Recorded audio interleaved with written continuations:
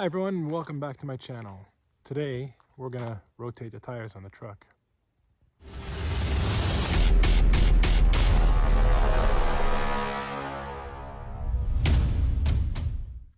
Okay, so I have BFGoodrich KO2 tires, and what we're gonna do today is bring the truck in the garage and we're gonna rotate all 4 tires, and I'm going to post the recommended pattern of rotation from BFGoodrich so you can all see.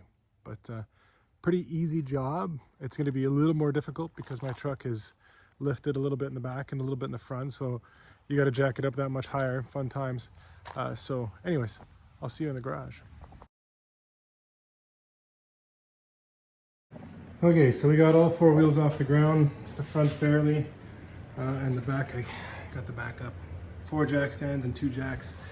So all 4 wheels are up. So now I'm going to do the rotation. So I'm going to move the back to the opposite sides of each other. And then the ones in the front are going to go straight back. If you don't have an impact gun like I do, you can still do this process using a proper tire iron. Okay, so all 4 tires are off and now in the placement is where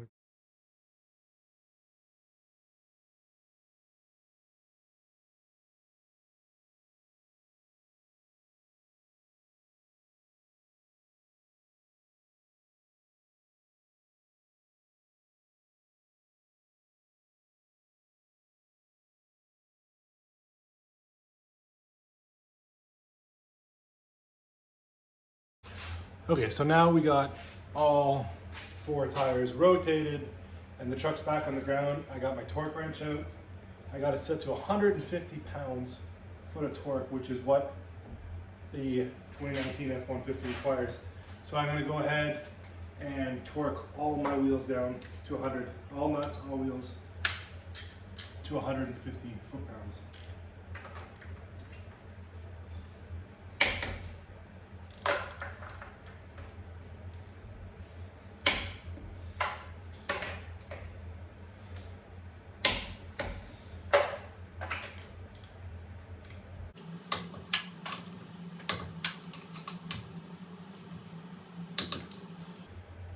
Do that times 4. So once you're done torquing all the wheels down with your torque wrench, you're going to want to put your lock nut away in your safe, secure spot, your hiding spot. And tomorrow or the next day, after driving, approximately 25 to 50 kilometers, you're going to want to go over them all again and make sure they haven't loosened it up. So I'll be doing that tomorrow. Won't show the video. One last step before we're done is we're going to check the air pressure on all the tires. Now, I run the BFGoodrich KO2s in my 2019 F-150, and I started running them at factory door for the F-150 PSI, and it was no good. It was 32. 35. Anyways, it wasn't enough. So after talking to some people, where I bought them at Costco and going on some forums, I decided to run them at 60 PSI. So I'm going to run them at 60 PSI. Obviously, if I go off-road, I air them down. But for normal day-to-day street driving, I'm running them at 60 PSI. Put in the comments below if you have KO2s, what you're running them at. I'm curious to see what everyone's running them at.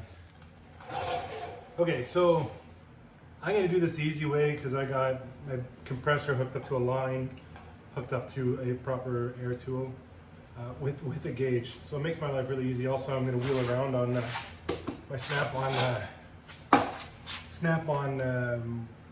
stool. So it makes my life a whole lot easier.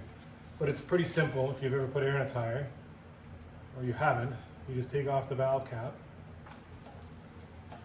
With this, the pressure gauge is actually on the tool. So I'm going to seal that on. Shows me that I'm just shy of 60 PSI. I'm going to give it some squeezes until we get to where I want it to be.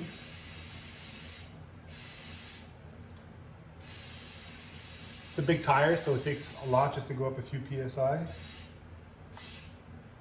we go, 60 right. Just like that. I'm going to do that 4 more times, so all 4 tires, and I'm done. I'm going to move the truck outside. Tomorrow or the next day after I do a bit of driving, I'm going to re-torque all my nuts, and we'll be good to go for another 10 to 12,000 kilometers is what the BFGoodrich website says. So if you're not like me and fortunate to have a compressor and a hose and all that other equipment in your garage or driveway, you can rotate your tires in your driveway or wherever you end up rotating them. You can also air it back up or check your pressure and add air with a small compressor like this. I got this one on Amazon. It's from V-Air, but it also has, or V-Air, I'm not sure how it's pronounced. And it also has the dial with the pressure on it. So that works well too, and I've used this in applications where I've aired down my tires and I had to air them back up. Takes a little while, like I said, they're big tires, but it does the trick. So I'll put a link to this down below in case anyone's interested, but there are a variety of small air compressors you can pick up. So yeah, that's good for topping up your tire.